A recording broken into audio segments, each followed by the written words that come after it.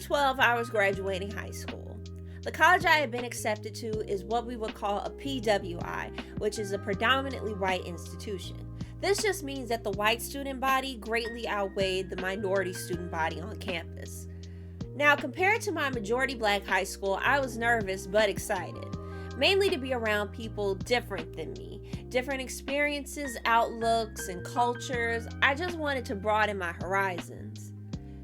That same year, Trayvon Martin was shot and killed by George Zimmerman. Zimmerman was on the community neighborhood watch and saw Martin walking back from the convenience store with his hoodie pulled up. Even though Zimmerman called the police to report Martin for just walking in the neighborhood, he decided to take matters into his own hands and confronted Martin. Zimmerman ended up shooting the 17-year-old boy and killing him on the spot, all because he was black in a neighborhood minding his own business. The cultural shift that came from that murder was one that would radically change the dynamic between Black America, white America, and the systems that continue to allow those who perpetrate violence against Black Americans to walk freely and live full, uninterrupted lives. As the controversial Florida Stand Your Ground law was the basis for Zimmerman's argument in court after he was charged with homicide. At the time, I participated in what protests I could on campus. I went to talks and participated more in the Black Student Union. Special talks and events were created by the student body and the school to help at least create a space to understand what happened. But the tension, the dynamic was just too tense. With the conversation just boiling down to what few black students there were explaining why this black boy deserved to live and being met with guffaws and loud huffs. And that got to us. It really did. Because what meaning does a black life have if we are constantly having to explain that it has to have meaning to begin with? On why life matters after we are born and not just before we form lungs. What meaning does a black life have when those who kill us continue to live uninterrupted lives, or worse, become praised, heralded as people unfairly maligned and falsely accused of being murderous racists when they are just defending themselves preemptively from a stereotype they projected on the black person that they saw? Zimmerman was acquitted from the murder of Martin in 2013, and then subsequently went on a tour with the Republican Party, becoming a symbol in what would be a test run for what they do today. America, specifically white America, got too comfortable with allowing these people to slink back into the world. They got too good at covering up the cries and demands of Black Americans who are constantly victimized by this, of being ignorant to the blatant ways in which our supposedly more modern and progressive systems still us over, even with a black man in charge of the country. And what do you do when someone is a little bit too comfortable in ignoring you? Your anger, your sadness, your pain. You shake things up. You make yourself unignorable. Thus, the Black Lives Matter movement started that same year. At this point, we were done with asking you if Black lives did matter, and at this point, we're telling you that they do. In the wake of protest after protest from 2014 to 2015 for Black lives lost at the hands of not just police, but the corrupt system that protected them, an anthem emerged. A song that you would hear be chanted sometimes at protests. A song that Black American culture picked to be a comforting mantra during this time, as more black bodies piled up, as more arguments for why this movement was pointless being played on TV just echoed in our heads, as more tears of frustration over us having to march like our parents and their parents before them, crying to be treated with some shred of humanity, stuck in a cycle that just seemed never ending. A song came out that said, "One, you know, we've been hurt, been down before. When our pride was low, looking at the world like, where do we go? And we hate po-po, want to kill us dead in the street for show. I'm at the preacher's door. My knees getting weak and my gun might blow, but we gon' be alright. We gon' be alright. We gon' be alright. We gon' be alright. Do you hear me? Do you feel me? We gon' be alright. We gon' be alright. impact on the culture Kendrick Lamar had, and one that he would continue to have in the years following. Now, unless you were one of the first Mars colonists during the summer of 2024 and you just got back, then you or someone you know most likely heard of the wild climax to an over decade-long beef between Kendrick Lamar and Drake. I won't be recounting the whole thing here, but FD Signifier has a fantastic but long video breaking down their beef, as well as the concept of the culture of hip-hop and especially how the culture felt about Drake when he first started his music career to now. It's not required watching, but it would greatly help you understand this video on a much deeper level. But to make a long and interesting couple of months short, Kendrick Lamar and Drake were involved in a rap beef that spanned multiple diss tracks and accusations from domestic violence to covering for alleged to hidden children. This got wild, man.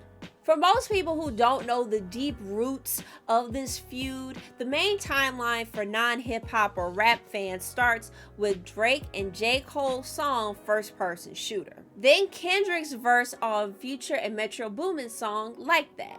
Now note that Metro and Drake already had a rather Cold War beef going on before this song. And in between this, J. Cole dropped a diss at Kendrick but quickly retracted it and apologized. You'll call that man Negro Damas cause he must have saw the future or something cause he got out quick. This followed by Drake responding to that song with push-ups and tailor-made freestyle, along with egging Kendrick on social media to drop a response. What happened then was a rapid-fire release of Kendrick dropping Euphoria, and then the following day 616 in LA, which Drake responded that same day with Family Matters. But 20 minutes after Drake dropped that song, Kendrick dropped the granddaddy of all disses, Meet the Grams. Dear Adonis, I'm sorry that man is your father. Let me be honest. It takes a... The nigga, bro. He talking about his son. He said, "Dear Adonis, I'm sorry that man is your father." He could end the track right there. And another child, give him grace. That's the reason I made Mr. Morale. Oh my God. Notice I'm not bobbing my head, brother. This is not something you bob your head to. This is something that's, wow. Wow. You just said that. And of course, this was followed by the victory lap that is now 5-time Grammy-winning diss track, Not Like Us. Drake then released a response the next day called The Heart Part 6, but the reception was so bad he eventually deleted it and wanted us to forget about it. Contrary to popular belief, the main crux of this beef was that Kendrick viewed Drake as everything wrong with hip-hop right now. How rap and hip-hop are staples of black culture and how they have been commodified, with people constantly not respecting the art form, the rules, the culture of it all. Pretending to act what they perceive to be black thanks to decades of record label marketing watering down the whole genre to its less radical parts. And really only focusing on the image that rappers have created of money, power, women, and fame. The best example I can come up with as kind of a repercussion of all this would be culture vultures. The white artists who want to be edgy for a moment, so turn to hip-hop to fool around a bit, make some easy money, then denounce it all to go back to a more mainstream music genre. Typically country. They always go back to country. For Kendrick, all of these combine into a single mixed Canadian former actor who got into rap and started to not only mimic certain flows and styles of the people that he was around, but pretended to have a started from the bottom kind of career come up, only to have come from money and been a big shot throughout his entire career without facing any kind of repercussion from anybody in the culture or in the mainstream. The thing is too is that Drake was so far up his own ass, he didn't realize that he was proving Kendrick's point on many fronts, but especially on the not respecting the culture part with the disses he put out. Take, for example, the whole tailor-made freestyle that eventually got taken down.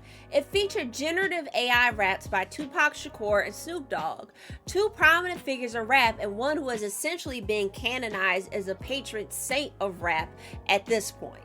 using AI Tupac on a diss track, other than just being highly disrespectful to the family of Tupac and his fans and just being, quite honestly, just lazy.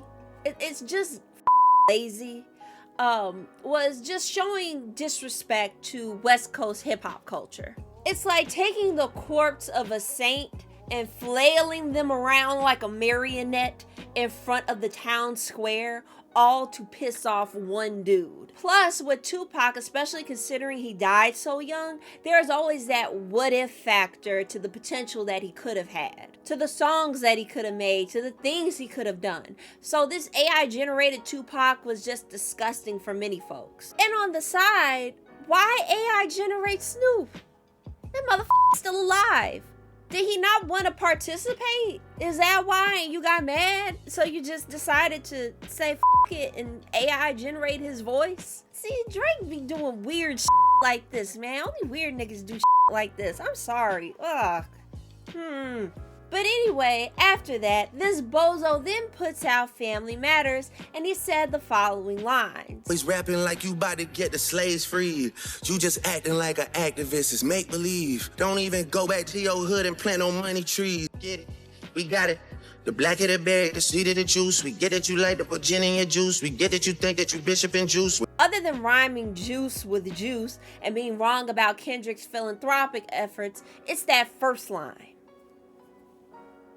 It's that first line.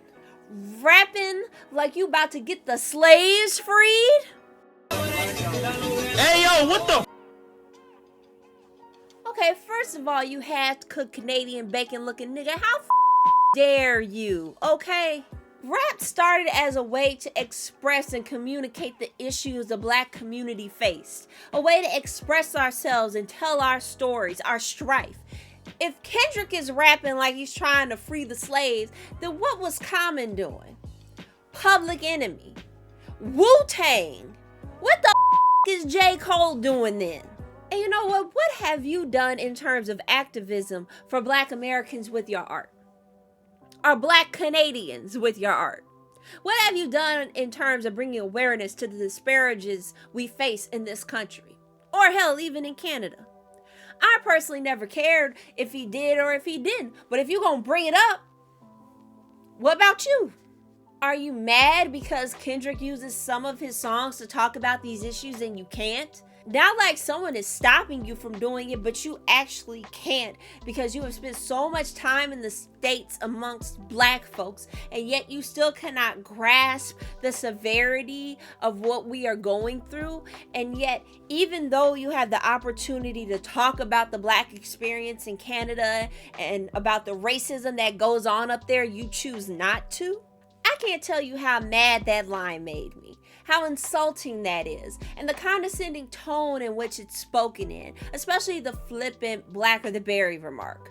The Blacker the Berry is actually the title of a novel by Wallace Thurman, of a dark-skinned black woman learning to love and accept herself while dealing with colorism and racism. It's used as a saying in black American culture as an appreciation for our darker-skinned black women. The blacker the berry, the sweeter the juice. A loving nod to the dark skin that gets so maligned to remind black women that you are desirable. And to have the king of the light skins say like, oh yeah, we get it, you're black, you like black women, okay, shut up. Especially in this climate. But honestly, I shouldn't be shocked that he doesn't grasp this concept. In 2023, Drake called Childish Gambino's This Is America overrated, even though it was very much a commentary on the state of gun violence and being black in America in that current climate. Like, are you mad that the song started as a diss to you, but Gambino realized, I want to talk about more important and changed it up? Is that it? But he could only get away with saying this that would normally get his ass beat because the mainstream culture backed him up for so long. Even now, I have seen some Drake stans call Kendrick's music slave music. Slave music? Because he's talking about black pride within the community? Slave music? Kendrick's Euphoria diss, which is a response to this, lays out the argument quite flat. He wastes no time in the first seconds of the song, which use a snippet from the movie The Wiz played backwards. It's a bit when The Wiz, played by Richard Pryor, is discovered by Dorothy to be a fraud. Everything they say about me is true. I'm a phony. He admits that everything they say about me is true, that he's a phony and not a wizard at all. Hell, using The Wiz is a move in and of itself, given how the movie is a staple of Black American culture and history, but bombed performatively when it was out on the big screen. He says in one verse, You're not a rap artist, you're a scam artist with the hopes of being accepted. Tommy Hilfiger stood out, but FUBU never had been your collection. Tell them run to America to imitate heritage. They can't imitate this violence. As Drake is known to pick and choose and steal certain regional flows and styles without showing any appreciation for the regional culture that created it.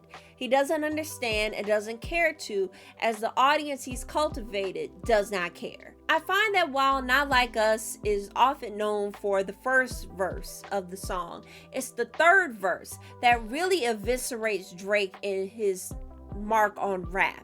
Once upon a time, all of us was in chains. Homie still double down, calling us some slaves. Atlanta was the mecca, building railroads and trains. Bear with me for a second, let me put y'all on game. The settlers was using town folk to make them richer. Fast forward 2024, you got the same agenda. You run to Atlanta when you need a check balance. Let me break it down for you, this the real nigga challenge. This whole comparison of calling Drake a colonizer of Black American culture, hopping from person to validate the style he's trying to imitate, as well as calling out the artist mentioned for allowing him to just take from the culture without respecting it.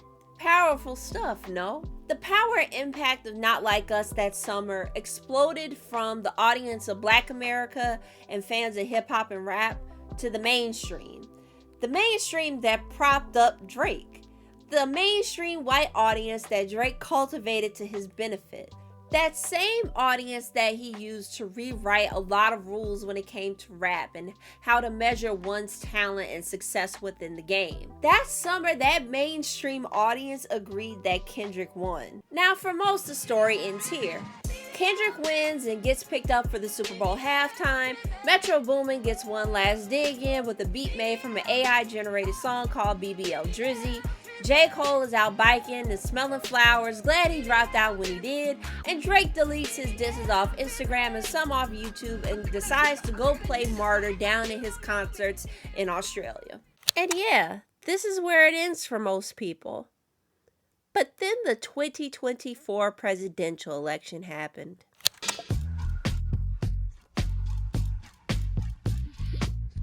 Now, unless you were outside of the solar system for the last 2 years, then you will have seen the show that was the American presidential election, where in a last-minute change, at the time President and Democratic frontrunner Joe Biden dropped out of the race, leaving Vice President Kamala Harris to step up as the Dem frontrunner against Republican frontrunner Donald Trump, all within a time frame of 3 months.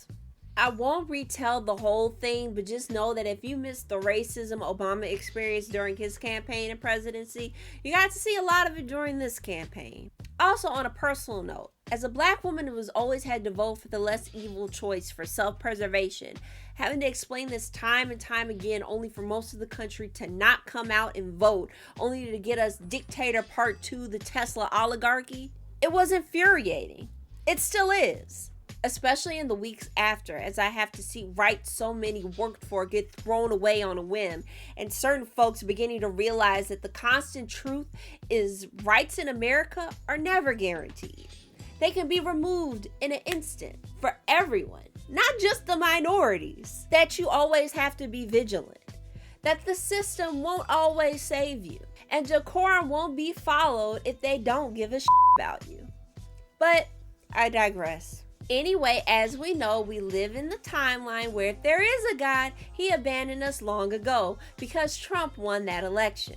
Since being in office, he has enacted what I can only call policies of harm, mainly taking aim at minority groups from LGBTQ+ people, specifically transgender people, immigrants, American people of color, indigenous Americans, and more. In the specific realm of this administration targeting Black Americans, we saw a complete dismantling of diversity, equity, and inclusion efforts, not just in the government, but nationwide in the private sector. DEI itself being used as a slur. And honestly, every time I hear it, it translates to me as stupid niggers with the hard ER. Especially since it's being used as a catch-all term to determine why anything and everything isn't working for white men. To the most recent infraction being the culling of Black journalists and news hosts getting fired from major networks due to their reporting of the current administration, and most likely just because they are a blackface on TV. I wouldn't put it past them. All of these are their reminders to us, that we are nothing to them, that we have gotten too high and too mighty, too uppity and too confident. Yeah, you have a degree, but you don't deserve that job. I do. You only got it because you're Black, because we made it easy for you to get that job. I'm in the process of reading a book called A World After Liberalism, Philosophers of the Radical Right by Matthew Rose. Mainly to get an understanding of how this ideology got here and how it gets to average folks who don't care for theory, manifestos, and stuff like that. To be frank, I personally feel that globally we're heading more toward the right than people realize, and I want to be prepared. I highly recommend it as Matthew Rose breaks down the major texts that the alt-right use in their ideology and messaging today. One person he talked about in here was Oswald Spengler, who is pretty much patient zero in terms of modern right-wing ideology, to be extra simple about it. But it's Rose's breakdown of Spengler's text and ideology that I feel perfectly grasp this mentality. What did Spengler see? Near the turn of the millennium, the West could confront the colored world revolution, the rise of colored nations into positions of increasing parity with the white world. The fragile soul of the white world. What will happen to it when the downtrodden races of the outer ring begin to move from the periphery to the center? So what happens when these Black folks get good at the game you set up? Well, you change the rules and you make it harder. But what happens when they refuse to follow the rules at all?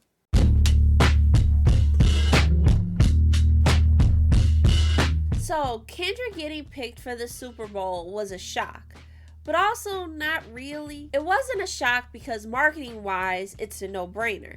The man had the hottest song of the summer, then came out with a banger album, and if you want more eyes on your program, then yeah, this makes sense. However, if you are a fan of Kendrick or just know his work, then this is odd.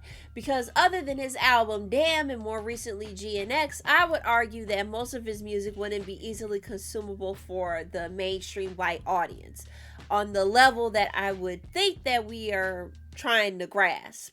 I mentioned Not Like Us bypassed this barrier for some reason, and I find it interesting because while I also mention culture and importance of Black influence, that verse often gets skipped over. I mean, think about when Kendrick first popped up on the Super Bowl halftime during the Dr. Dre performance in 2022. The full song he started out with was Alright, which I was kind of shocked he did, mainly because he had to censor the line about the police, but also considering that was one of his biggest hits, it makes sense. But I also thought that he would go for the safer choice of Humble or DNA. Actually, let's go back to when Kendrick performed the same song at the Grammys in 2016. That was the most talked about performance from that night. The way that they walked out in the chain gang, the opening lyrics, the staging, everything. But how would Kendrick's whole set play out now that he has a much bigger stage and more time? What would he do? What songs would he play? We know that he's not afraid to call out the systems that hold down Black Americans.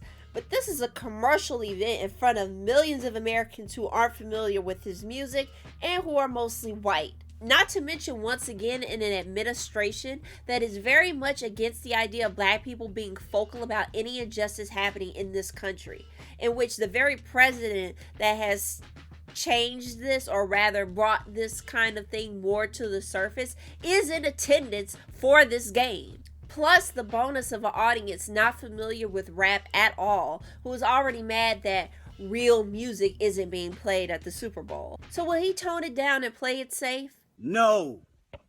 No. No. No. So let's break this thing down, shall we? First of all, the introduction of Samuel L. Jackson as Uncle Sam alone is just amazing. Not just because of his status within the culture or the wordplay with his own name, but Uncle Sam is a noted mascot of the American government whose biggest time to shine was during World War I with propaganda posters. He urged folks to join the army, to buy war bonds, to save money and materials for the war effort. Eventually, with his new symbolic status, he became the go-to depiction of the government. Uncle Tom is a fictional character from the book Uncle Tom's Cabin. The character of Uncle Tom was a fictional slave, and the author of the novel was trying to use him to repair the image that Black Americans had in media at the time, which was mainly one of minstrelsy. Eventually, the original depiction of Uncle Tom as a friendly Black man who was willing to put the needs of others, especially white people, ahead of his own, became criticized, and the name was eventually turned into an epithet. It's a condemnation of Black people who are willing to forsake their own and their own safety to placate the feelings and needs of white people, even though they don't do the same for us. Samuel L. Jackson's character is an amalgamation of these two characters and what it meant to guide Kendrick into how he should behave as he plays the great American game, which is not only a reference to football itself, but just the American game that Black people, and hell, all minorities have to play in this country. To constantly be on our toes to make sure we are always on, not being too loud, too much to draw attention to ourselves, not complaining about what we have so graciously been bestowed, which he does by having a sign and lights literally say "start here," pointing down at the stage where Kendrick is to start the game. Then Kendrick starts. No more handshakes and hugs. The energy only circulate through us. You started with nothing but government cheese, but now it concedes the government too. And then as he goes on, just a gang of niggas just pop out the car. I don't think that symbolizes anything, but I just find it funny that all these dudes pop out the car like that.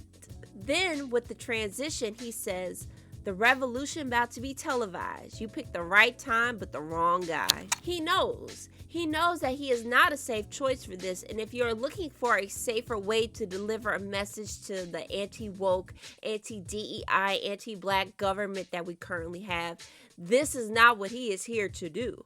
Kendrick is a blunt instrument in this case who will push as far as he can go within the boundaries he has to deliver the message that needs to be said. He is a representative Al Green in a sea of paddle holders and pink suits in this case. So yeah, you, the average white Americans, are about to see and hear a strong, possibly offensive message, but not from the person you probably wanted to hear from. There are no kid gloves here, and if you got a problem with it, well, you can squabble up. Also, I have to say that while the red, white, and blue that the dancers are wearing are, of course, the colors of the American flag, the blue and the red are also the colors of the Crips and Bloods, respectively. The two major gangs of California, but mainly Compton, where Kendrick is from. But after Squabble Up, here comes Uncle Sam bemoaning the start of the show. Oh, too loud, too reckless, too ghetto. Mr. Lamar, do you really know how to play the game? Then tighten up! Honestly, that's probably what a lot of white middle class people who are watching the game thought of up to that point. But soon we cut away from Unc and see the American flag made from Black men. Probably the strongest symbol here, showing that this country was built off the backs of Black people.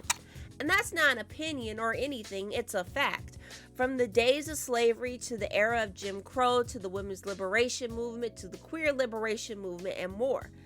Black people are integrated in the history of America, and to ignore that fact, and especially the more ugly aspects of it, is honestly doing a disservice to this country's history. But another added image could also be the unity between the gangs in Compton, as that is an overarching theme with Kendrick and a lot of his music and imagery. From there, the lights in the crowd say "wrong way." I honestly read this as Kendrick not following the directive of the game and glitching out to do his own thing. Then we go into Humble, followed by DNA, which I was expecting, but the imagery of the flag during Humble has a greater impact with DNA following it, because it can be seen as Kendrick not talking about himself, but the Black American. Smooth conviction, murders, boosters, burglars, ballers dead. Fathers dead with kids and I was. After that, he goes into what the crowd wants, which is a song from the beef. They want the song, but given all the legal battles around it, they know it may not happen. But just the starting notes of Euphoria are enough to get the crowd hyped. But then we move on to a leisurely scene, and one that is honestly familiar if you are a resident of the hood. The dudes chilling on the corner. But to me, it's also very reminiscent of Bone Thugs and Harmony, quite literally in this case. They're just chilling, leaning on the lamppost as a dude chills on the light above them, while Kendrick drops a bit of another song. However, here comes Unc, who once again has a smart-ass remark. Oh, see you brought your homeboys with you. The old culture cheat code. Scorekeeper, deduct 1 life. Also, while keeping with the game theme, the notion to tell the scorekeeper to deduct 1 life can be looked at as a regular game mechanic. But I view it as a consequence, because America is essentially telling the black man that he's cheating, even though we don't understand how he is. But apparently, whatever this offense is, it's great enough that it must cost a life. And given the rate of police brutality in America against black men, I view it as America being mad enough at these black men just being themselves, asking why can't they have it all, as Kendrick was just rapping earlier, and that they need to be reminded of their place in all this. So a life must be taken. Because how dare you try to ask us for more from what we gave you? Then we get a short snippet of Peekaboo, and I just like the camera work here. I think it deserves to be mentioned. Now, this part of the show is mainly to play into the Drake feud, where he teases the fact that he does want to do the song, but you know, they love to sue. And going back to Drake for a moment, the fact that the crowd is cheering for the song that's calling him out for being a fucking creep in the lightest terms possible for YouTube cracks me up. I'm not gonna lie. But this transitions to SZA's portion of the show, which gives a moment of calm, a nice break for folks. Also, fun trivia, SZA is Drake's ex situationship, or maybe they dated, I'm not sure. I just know that they had a thing going on, which L-O fucking L. You got the op and the ex of not just one ex, but 2 exes on stage dancing to a song about how much you suck.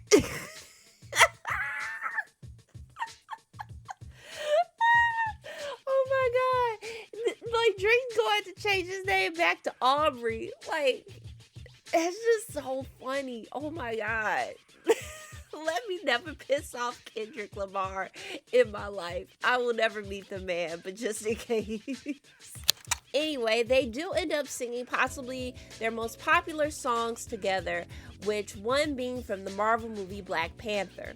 When that movie and soundtrack dropped, it was an outrageous cultural moment. And you can feel that same excitement when the crowd realizes what the song is just from the first few notes.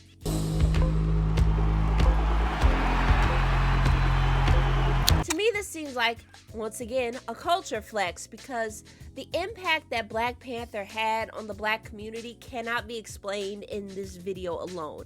Darren here, just want to say thank you so much for making Black Panther. I can't express how much it means to me and the community and my family. Thank you from the very bottom of my heart for all that you've done, for really being a hero that we really need in a time like this. Thank you so much. Darren, I think there's something wrong with your microphone. My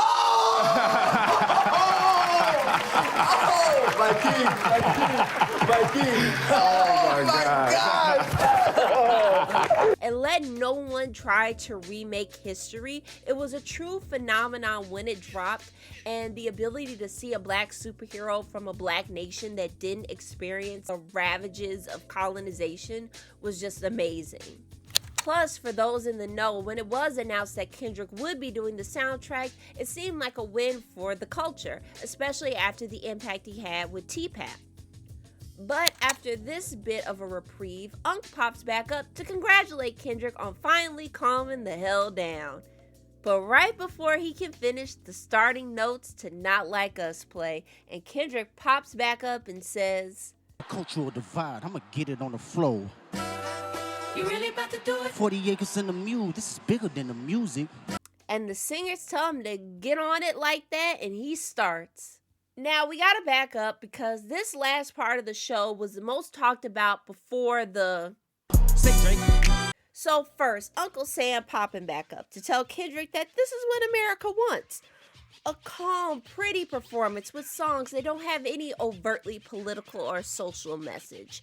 Because while I did mention the impact Black Panther had, All the Stars itself as a song has no overt political message. Same with Luther, other than we need to use more Luther Vandross songs as samples in rap. But Unc tells Kendrick that he's almost beaten the game as long as he doesn't do anything to rile these people up. But Kendrick actively interrupts Unc this time. The whole performance has been Uncle Sam, America, interrupting the performance, giving commentary and snide remarks. Kendrick flips the situation by saying this whole performance, this whole moment is a moment for the culture. And we can see that because those who know this will write think pieces like this. Those who don't just view this as the Drake Humiliation Bowl, when it's more than that. He further confirms this by saying 40 acres and a mule, this is bigger than the music. Now, I didn't realize that the public education system in America is so beyond that they aren't even bothering to cover the 40 acres and a mule in history class. So this is Kendrick referencing the promise made to newly free slaves after the Civil War. The concept was that this would be the starting point for former slaves to build and pass on wealth through land. The land would be about 40,000 acres in the South. The proposal was originally brought up after a meeting took place with Black leaders and General William T. Sherman. Order number 15 was issued on January 16, 1865, but was walked back by President Andrew Johnson. He did a lot of fuck Black people, including sabotaging the Freedmen's Bureau by using tactics similar to what we're seeing today, funny enough, by cutting funding and staff to make the department inefficient without fully shutting it down. But what little land Black folks managed to get from the deal was eventually taken back and given to white people. They giveth and they taketh away. Because how can we be reminded of our place if they give us the chance to get on equal footing? There is a strong argument that because of the reneging on this order, Black people in America could never find the proper footing to succeed in this country and create generational wealth as much as white Americans have. The power of land in America, especially back then and hell even now, is much more monumental than I think I'm laying out to you. Then we go to that last line. They tried to rig the game, but you can't fake influence. It's pulling double meaning here. For the surface meaning, it's referencing Drake directly. Much like that line about how they like to sue, this line is referencing Drake's claims against UMG, which in my opinion is just a roundabout way to sue Kendrick for this song. Which includes the accusations that the only reason Not Like Us got to be as popular as it was thanks to bots streaming the song that UMG set up, saying that they were playing favorites between him and Kendrick. But that's bunk. That song was part of the biggest rap feud of the last 20 years, but the main crux is that Kendrick beat Drake at his own game. And honestly, UMG probably was favoring Drake more than anything, because even though Kendrick is still well regarded as a big rapper, he was more one of those, like, you had to be like in the know of rap to really appreciate his stuff if you're not just worried about chart numbers. And I'm trying not to sound like one of those uppity music people, but I'm being serious.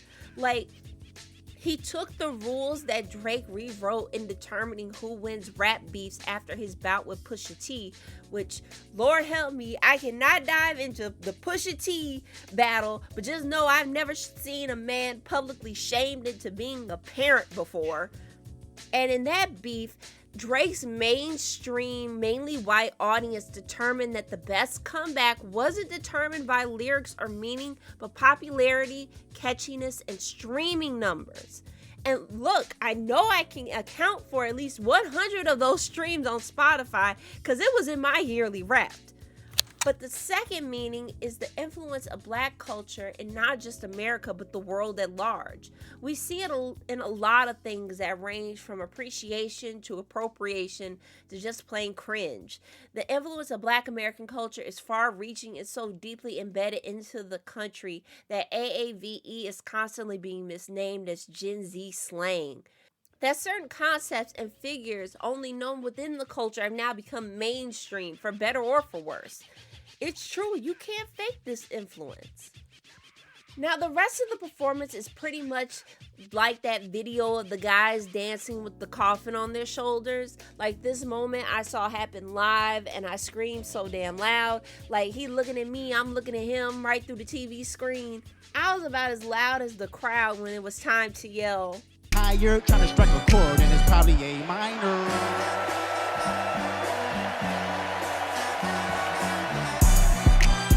Also, X number 2, Serena Williams. Get it, get it, get it. But then Kendrick pretty much devotes the last few minutes of the performance to Compton in California by running out DJ Mustard, who is 34. He's only 3 years older than me. Damn. Anyway, it turns into one big party with everyone cheering, running around hype as hell. You could view it as a victory celebration in beating the game, and also in beating Drake. So I personally believe that TV Off was a song specifically made for the Super Bowl, while initially it doesn't sound deeper than... Listen to the opening lyrics of the song in general. Being rational, giving what they asked for, that's not enough. Few solid niggas left, but it's not enough. Few bitches that'll really step, but it's not enough. Say you bigger than myself, but it's not enough. I get on their ass, yeah, somebody gotta do it. I make them niggas mad, yeah, somebody gotta do it. This is not a song, this is a revolution how to get a nigga gone. Niggas act bad, but somebody gotta do it. Got my foot on the gas. Somebody gotta do it. Amen. Kendrick is saying directly like, yeah, there are folks out there who most likely do the work, but is it enough? Will they make folks as mad as they need to be? Probably not, but that's why I'm here. And even then, is it enough?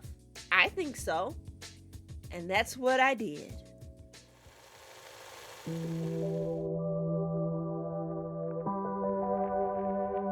Moments after the performance and the following day, the reception from the usual suspects was one of rage. Mad that this DEI nonsense was being blasted into their homes, that they had to hear the noise that is rap music. They were writing stuff like, hey NFL, Trump won, as if to say, hey, we don't need this Negro bopping around on stage. But a vast majority of folks liked it. The halftime show itself broke a record. I saw videos of older white people getting introduced to Kendrick Lamar, younger people, black and white, breaking down the performance and finding the meaning hidden in it, like I'm doing right now. But don't automatically assume that everyone on the left side of politics enjoyed this show.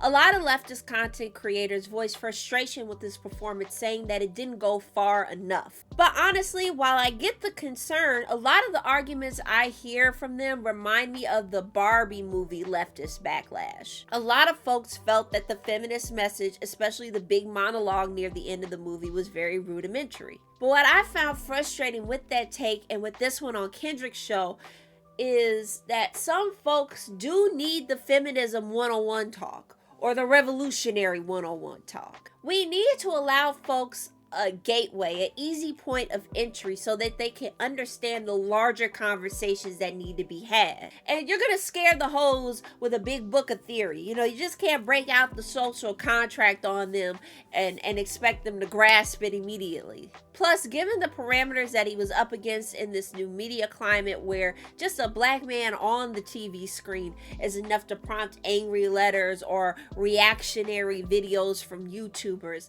I thought he did pretty good. But above all else, this show was a morale boost. A much needed one at that. Before I saw that show, I I was mad. A lot madder than I thought I really was. Like, about to cry at the drop of a hat. I'm so mad. Just the bombardment of policies and rhetoric coming from the Trump administration that put black people, trans people, Hispanic people in peril, and no one doing anything about it. I felt hopelessness and rage. But at least seeing this larger celebration of black culture and joy on the national stage was a big boost of happiness I didn't know my spirit needed. And I think a lot of us didn't realize that we needed that. Now we're going to need more of it.